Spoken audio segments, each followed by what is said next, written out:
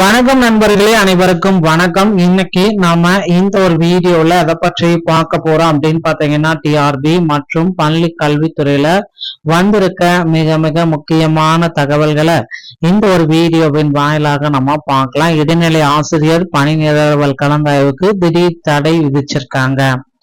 ஆசிரியர் சிறப்பு தகுதி தேர்ச்சி மதிப்பெண்களை குறைக்க வேண்டும். ஈஸ்வரன் அவர்கள் கோரிக்கை வச்சிருக்காங்க. என்ன அப்படின்றத பார்க்கலாம்.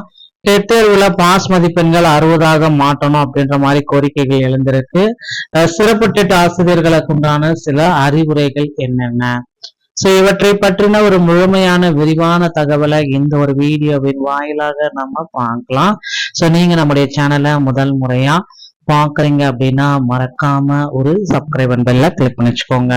ஒவ்வொரு ஒன்றியத்திலும் காலி பணியிடங்கள் அதிகமாக இருக்கும் பொழுது கட்டாயப்படுத்தி பணி நிரவல் எதுவுமே செய்யக்கூடாது என கட்டாயப்படுத்தி பணி நிரவல் செய்ய தொடுக்கப்பட்ட வழக்கு சென்னை உயர்நீதிமன்றத்தில் விசாரணைக்கு வந்தது. விசாரணையில் அரசு தரப்பில் கலந்தாய்வு நடைபெற்று கொண்டிருந்தது. இதனை தடை செய்ய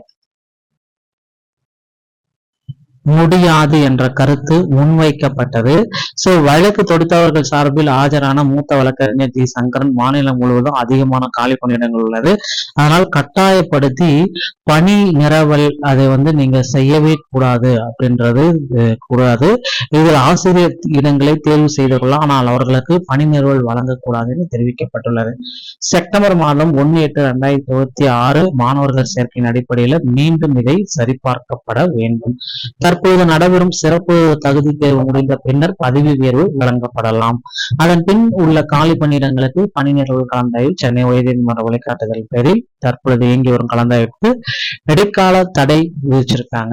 அதனால சிறப்பு தேர்வு கண்டிப்பா நடக்கும். இப்ப அந்த கலந்தாய்வு இடைக்கால தடை போயிடுச்சு. சிறப்பு தேர்வு பாத்தீங்கன்னா 4/7/2026 5/7/2026 பேப்பர் நடக்கும்போது குழப்பங்கள் இருக்கு. தேர்வு நேரம் காலை 10 மணி முதல் மதியம் 1 மணி, மாற்றுத்திறனாளி விண்ணப்பதாக காலை 10 மணி முதல் 2 மணி வரை. தேர்வர்கள் 8:30 மணிக்குள்ளார தேர்வு மையத்திற்கு வருகை செய்யணும். 8 to 9 மணிக்கு வரைக்கும் உங்களுக்கு பரிசோதனை செய்யப்படும். ஆல் டிக்கெட் ஐடென்டி கார்டு முன்னிலைப்படுத்த வேண்டும். 9:30 தேர்வு மைய வாய்க்கதவு மூடப்படும். 9:30 பிறகு வரும்பார்கள் உள்ளே அனுமதிக்கப்பட மாட்டாது.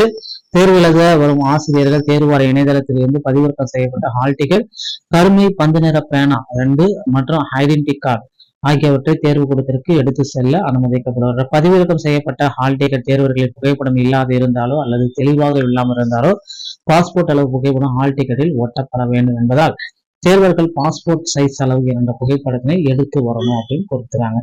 தேர்வின் பொழுது OMR ஷீட்டில் அடித்தல் திருத்தம் இல்லாமல் பூர்த்தி செய்யப்படும். ஏனென்றால் ஒரு தேர்வர்களுக்கு OMR ஒரு ஷீட் மட்டும் தான் வழங்குவோம் அப்படின்றதாங்க. சோ மேற்கண்ட விதிமுறைகளை அவங்க பின்பற்றணும்.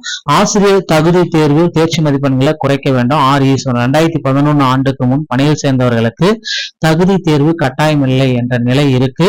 சோ ஜூலை 4-5 நாள்ல இந்த சிறப்பு தேர்வு நடக்கிறதுனால இந்த மதிப்பெண்களை குறைக்கணும். சோ மற்ற மாநிலங்களை போல இந்த பாஸ் விகிதங்களை குறைங்க அப்படின்னு கோரிக்கை வச்சிருக்காங்க. இவர்களுடைய கோரிக்கையை அரசு தரப்புல இருந்து என்ன ஏற்கிறாங்க அப்படின்றத பொறுத்தவரை நம்ம பார்க்கலாம். அடுத்து டிஆர்பில நீங்க எல்லாருமே எதிர்பார்த்த மாதிரி பிஜிடிஆர்பி மற்றும் யூஜிடிஆர்பி தேர்வு தேதிகள் பாத்தீங்கன்னா விரைவில் வெளியிட போறாங்க. சோ தயாராகிக்கோங்க மக்களே. தேர்வு இந்த டிஆர்பி உடைய தேர்வு தேதிகள் விரைவில் வரும். அசிஸ்டன்ட் ப்ரொஃபசர் டிஆர்பில குளறுபடியே இல்லாத ஏன் மறுதேர்வு அப்படின்னு நிறைய பேர் கேட்கிறாங்க. சோ கண்டிப்பா பாத்தீங்கன்னா இதுல குளறுபடிகள் நிறைய பேருக்கு பாத்தீங்கன்னா இருக்கு. 0 மதிப்பெண்கள் இந்த மாதிரி நிறைய குளறுபடிகள் இருப்பதனால அசிஸ்டன்ட் டிஆர்பியோடைய தேர்வுகளை மீண்டும் பாத்தீங்கன்னா மாற்றி அமைக்க போறாங்க. மீண்டும் மறுதேர்வு அப்படின்றத கொண்டு வர போறாங்க.